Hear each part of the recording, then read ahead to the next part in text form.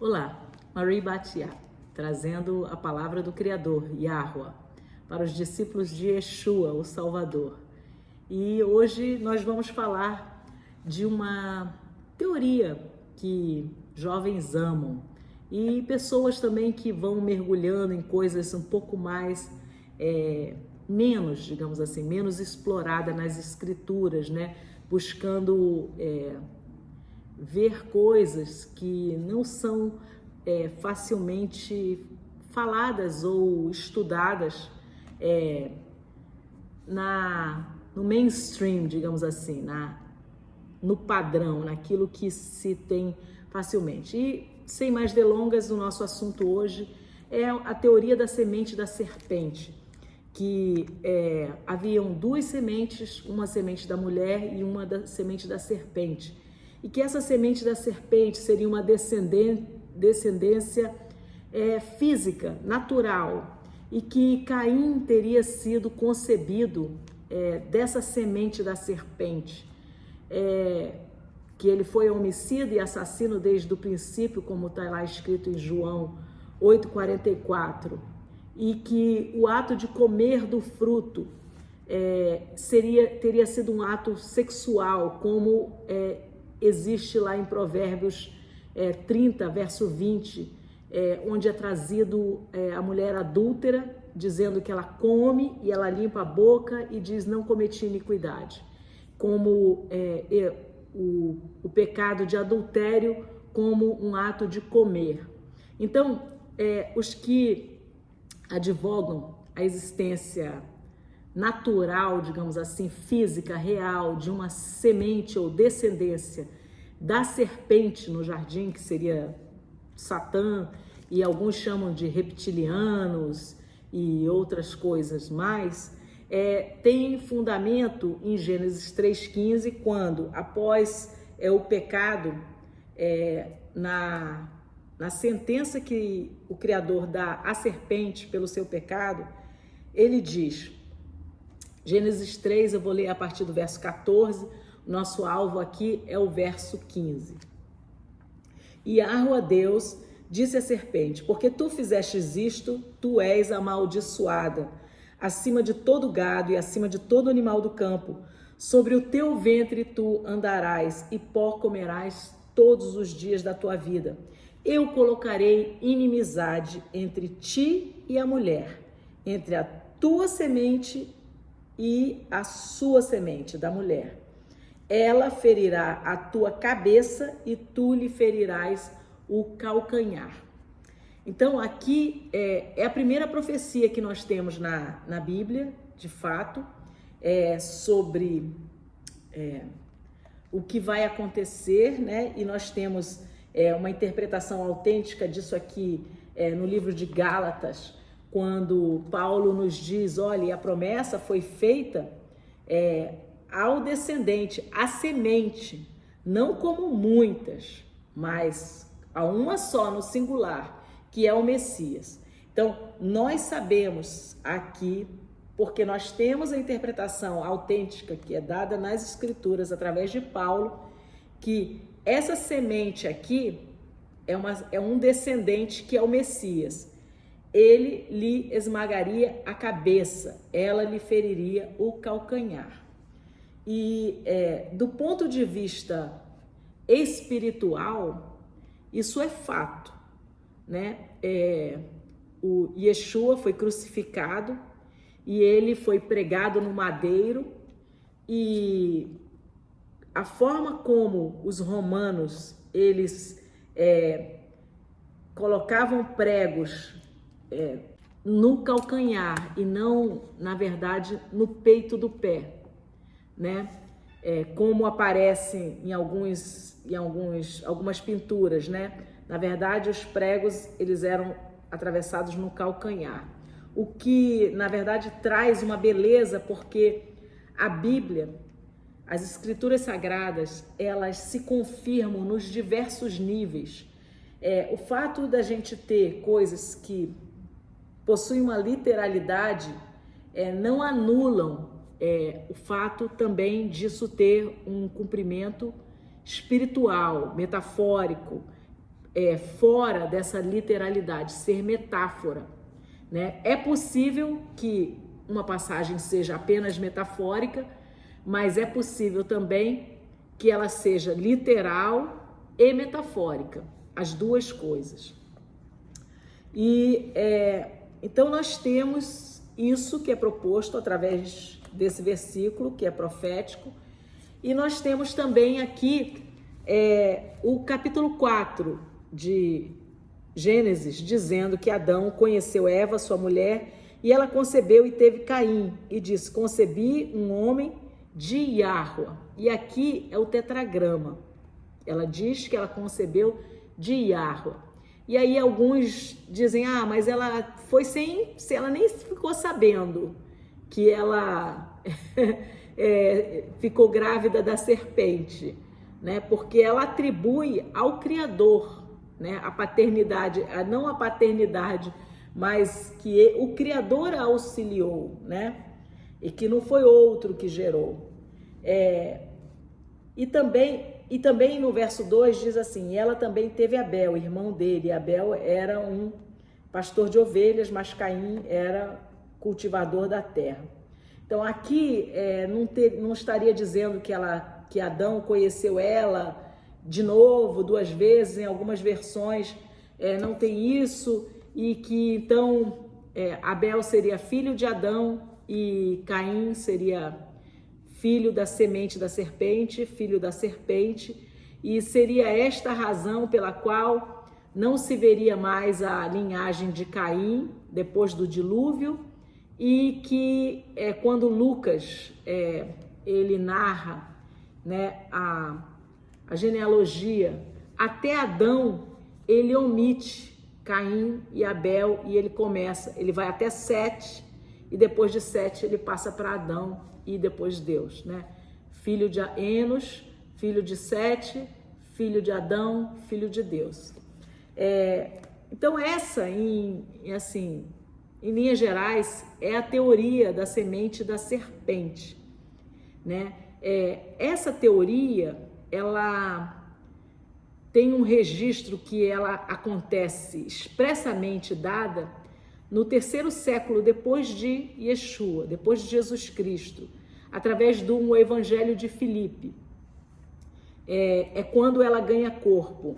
Ela foi endossada por um herege chamado William Bannon, que falou muita bobagem, profetizou muitas coisas que não aconteceram, no fim do mundo e outras coisas mais. Que eu acho que não precisamos falar disso. Para mim, ela traz um problema que também ela coloca sobre a mulher a culpa sexual e o homem como um enganadinho, quando eu vejo nas escrituras exatamente o oposto, inclusive pela interpretação autêntica do Novo Testamento, que diz que Adão não foi enganado, mas Eva foi enganada. Então, eu vejo uma agenda, digamos assim, de colocar novamente sobre a mulher essa responsabilidade do pecado, e um pecado sexual, quer dizer que o relacionamento sexual seria parte do que é pecado, né? Que são ideias que são impregnadas em grande parte da religiosidade pagã, inclusive do catolicismo, que é mais próximo a nós, né? Que o pecado original teria sido relacionamento sexual, daí a tese também da virgindade eterna de Maria, que eu não vejo como escritural, porque é dito expressamente que ela teve outros filhos, e a Bíblia, essa virgindade eterna, ela não se coaduna, crescer e multiplicai. O ter filhos é um mandamento. Então, e Maria, quando ela ora o Magnificat, né, ao Cântico de Maria, lá em Lucas está narrado, ela diz: minha alma engrandece ao Senhor, porque ele olhou para a humildade da sua serva, e ele é o meu Salvador. Então Maria, assim, parafraseando livremente também, para ficar light, né? A gente pode sempre colocar os versículos aqui. Eu acho que é muito importante nós realmente sabermos o que está escrito, mas indo principalmente não tanto para as versões da Bíblia, mas buscando as palavras e a ancoragem dessas palavras no texto, estudando de fato, porque a gente precisa realmente ter esse conhecimento, e esse conhecimento não advém de um texto, nunca. Ele tem que estar aqui, né, em vários textos. Então, eu vejo alguns problemas nessa semente literal da serpente dando aso a Caim, como um fruto disso, de um adultério de Eva, e dando aso a uma semente física que nos dias de Yeshua estariam ali os fariseus na frente dele, alguns muito religiosos, mas hipócritas, né, de uma falsa religiosidade, sendo chamados de filhos do diabo, né, como Caim. Várias coisas eu vejo como problemáticas à luz do texto. Uma delas é essa, porque a Bíblia diz que Adão não foi enganado, e para mim eu vejo um belo retrato do que o segundo Adão faz no primeiro Adão. O segundo Adão, Yeshua, Jesus, ele morre, ele se entrega por sua noiva para casar com ela novamente, aquela quem ele divorciou, que adulterou de fato, né? A casa de Israel, Jeremias 3:8, Deus divorcia a casa de Israel, e por causa da lei do marido, enquanto ele está vivo, ela não pode casar de novo com o mesmo marido. Deuteronômio 24. Isso é um pouco do que Paulo explica em Romanos, naquele capítulo que ele diz, olha, eu falo para aqueles que conhecem a Torá. E ele está se referindo à Torá de Moisés. E ele está se referindo a Deuteronômio 24, que é a lei do casamento.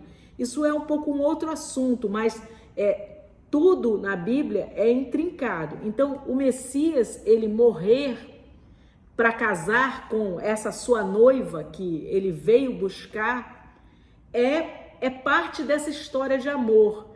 E eu vejo uma sombra profética nisso quando Adão vê Eva, que tinha comido do fruto, ela nua ou apagada, com a luz apagada, porque depois do pecado a luz apagou e eles se viram nus, né, souberam que estavam nus, e ele mesmo vendo ela assim, ela dá para ele e ele come, e os dois então são expulsos juntos do Éden. Ele morre por ela, digamos assim.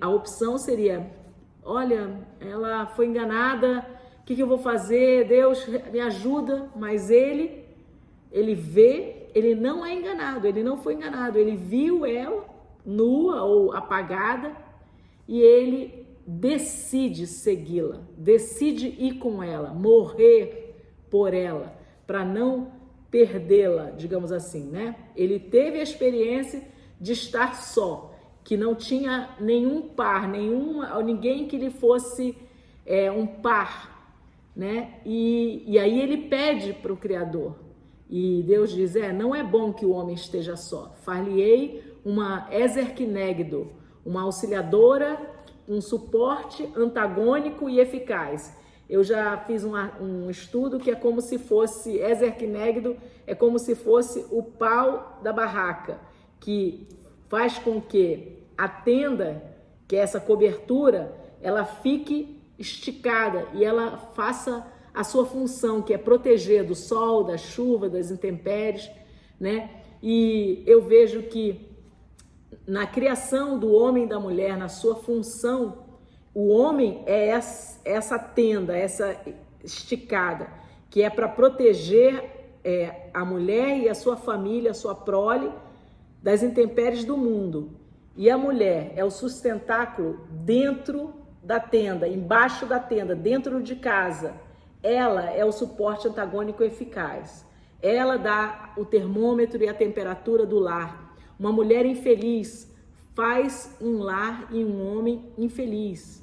Então, a mulher precisa pedir a Deus sabedoria, precisa pedir a Deus alegria, né? E nisso, e ser temente a Deus, ela vai ganhar a confiança do marido dela. E tendo a confiança, os homens, eles, quando eles têm uma mulher, um homem temente a Deus também, eu me refiro, né? Eles gostam de saber a opinião, mas o que você acha assim? E eu vejo isso não só na minha vida, como na vida de outras mulheres tementes a Deus, que têm maridos tementes a Deus, né? Tem mulheres que eles confiam, então ele não faz, ele gosta de saber o que você acha se for assim, se for assado.